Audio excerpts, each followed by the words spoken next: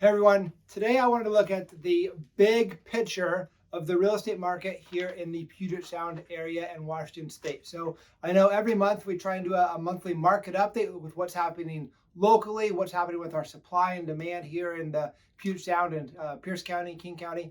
Today I want to look at big picture, okay? So it's easy when we're in these markets that are shifting to think, oh no, my home's come down in value. I got to get out. I sell the house. Like values are plummeting. I'm out of here, right?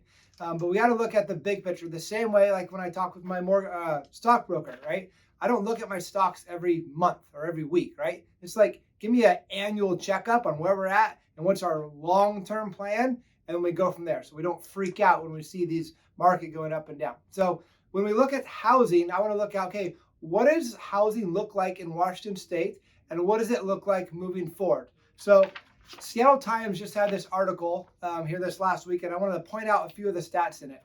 So the first thing I want to point out is the big picture. There's not enough housing, and there's not going to be enough for a long time, okay? So what they're projecting is that over the next 20 years, Washington needs 1.1 million more housing units than what we currently have. 1.1 million more over the next 20 years.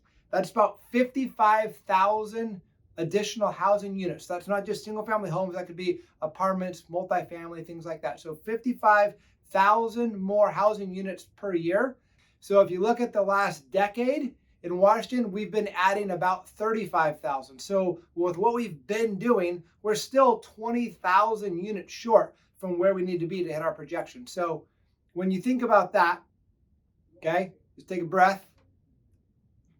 If we're needing to add another 1.1 million housing units for the demand that is here in Washington State, the demand that's coming to Washington over the next 2 decades, what do you think that's going to do to your home's value? It's going to keep going up, right? There is a strong demand of buyers that will continue to come to the Pacific Northwest, to the Puget Sound over the next 20 years. And there's just not enough housing for them. So there's already been a ton of zoning changes that have happened in Seattle and Tacoma and a lot of the surrounding areas as well, where they're now allowing what's called DADUs, like detached accessory dwelling units, like basically building a house in the backyard so that another family can live there. Actually, where I'm at up at Lake Tapps, I just saw somebody built one on one of their lot up there. So we're definitely going to be needing to get creative over the next couple decades on how we can add more housing units. But all that to say, housing values will go up, right?